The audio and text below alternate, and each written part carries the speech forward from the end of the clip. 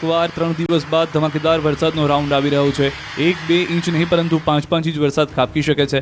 આગાહીકાર રમણીક વામજાએ ચંદ્રવાળી આગાહી કરી છે। તેમના મતે હજુ વરસાદની વિદાય થઈ નથી। ચંદ્ર પરના રાઉન્ડને આધારે આગાહી કરી છે। 17 સપ્ટેમ્બરથી 25મી સુધી ગાજવીજ સાથે વરસાદ પડી શકે છે। સૌરાષ્ટ્રમાં ગાજવીજ સાથે વરસાદ પડશે। કેટલાક વિસ્તારમાં 2 થી 5 ઇંચ ગાજવીજ સાથે વરસાદની સંભાવના। નવરાત્રિના અંતિમ દિવસોમાં પણ વરસાદ ત્રાટકશે। ચંદ્ર ફરતે 2 કુંડાળા થતા વરસાદની શક્યતા છે। ચંદ્રમામાં કુંડાળું થશે ગુરુવારે 12:30 થી 1 વાગ્યા સુધી અને બીજું કુંડાળું આજ રાતે 3 થી 3:30 કુંડાળું થવાથી 17-9 સુધી ગાજવીજ સાથે બપોર પછી મંડાણી વરસાદ સૌરાષ્ટ્રમાં થશે અને આ પવનની દિશા બદલ આજે ઉત્તરા નક્ષત્ર બેસેલ હોવાથી વાહન છે શ્યાસ અને જે ન ખાય કાન કૂતરા અને ખેડૂતોને પાક પાણીમાં પણ મગફળીમાં અમુક જગ્યાએ નુકસાન આવશે, અમુક જગ્યાએ લાભ થશે। પણ આવ્યો છે એકાએક વાતાવરણમાં પલટો। શિનોરના સાદલી કુકસ સહિતના ગામોમાં ધીમી ધારે શરૂ થયો છે વરસાદ। વરસાદને પગલે વાતાવરણમાં ઠંડક પ્રસરી ગઈ છે। એકાએક વરસાદ વરસતા લોકોને આંશિક ગરમીના બફારાથી રાહત મળી ગઈ છે। જો કે હજી પણ વરસાદ રહેવાનો છે। અલગ અલગ હવામાન નિષ્ણાંતો કહી ચૂક્યા છે નવરાત્રિમાં પણ વરસાદને લઈને વાત છે। સૌરાષ્ટ્ર હોય, મધ્ય ગુજરાત હોય, દક્ષિણ ગુજરાતમાં જેમ અત્યારના વરસાદ થઈ રહ્યો છે આગામી દિવસોમાં પણ જોવા મળી શકે છે। સત્તાવાર કદાચ ચોમાસું વિદાય લે તો પણ બંગાળની જે સિસ્ટમ છે તે શક્યતાઓ છે કે વરસાદરૂપી ગુજરાતના અલગ અલગ વિસ્તારોમાં જોવા મળી શકે છે।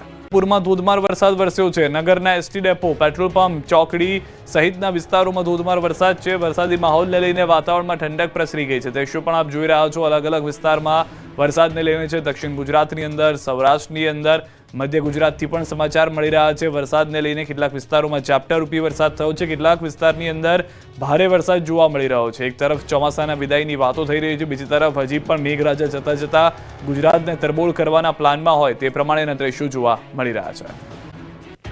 માહોલ ઉના, કોડીનાર સહિતના વિસ્તારોમાં વરસાદ। ગીર જંગલ સહિતના આસપાસના વિસ્તારોમાં પણ વરસાદ। સતત બીજા દિવસે ધીમી ધારે વરસાદનું આગમન થયું છે। દિવસભર તડકો રહ્યો અને સાંજ પડતા જ વરસાદી માહોલ સર્જાઈ ગયો। વરસાદી માહોલથી વાતાવરણમાં ઠંડક પ્રસરી ગઈ છે। અલગ અલગ વિસ્તારમાં છૂટાછવાયા વરસાદની પણ જાણકારી મળી રહ્યા છે। કેટલાક વિસ્તારોમાં ઝાપટા રૂપી વરસાદ થયો, કેટલાકમાં ધોધમાર વરસાદ પણ વરસ્યો હોવાની જાણકારી ગીર સોમનાથથી છે। તો પણ ધોધમાર વરસાદ લાંબા વિરામ બાદ વરસાદનું આગમન થયું છે। અમરેલી શહેર અને આસપાસના ગ્રામ્ય વિસ્તારોમાં પણ વરસી રહ્યો છે વરસાદ। અમરેલી સિવિલ હોસ્પિટલના ગ્રાઉન્ડમાં ભરાયા છે વરસાદી પાણી। લાંબા વિરામ બાદ વરસાદ આવતા ખેડૂતોમાં ખુશીનો માહોલ છે।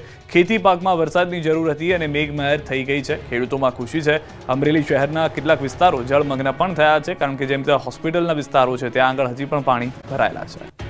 સાપુતારામાં જોરદાર વરસાદ વરસી રહ્યો છે। બપોર બાદ મેઘરાજાએ એન્ટ્રી કરતા સાપુતારામાં ખુશનુમા વાતાવરણ સર્જાયું છે। એક તરફ શનિ રવિની રજાઓમાં પ્રવાસીઓ મોટી સંખ્યામાં ઉમટ્યા હતા, ત્યારે જ વરસાદે એન્ટ્રી કરતા પ્રવાસીઓને મોજ પડી ગઈ। બપોર બાદ અચાનક જ ધોધમાર વરસાદ વરસ્યો હતો। તો અલગ અલગ વિસ્તારોમાં વરસાદ જે છે તે જોવા મળી રહ્યો છે।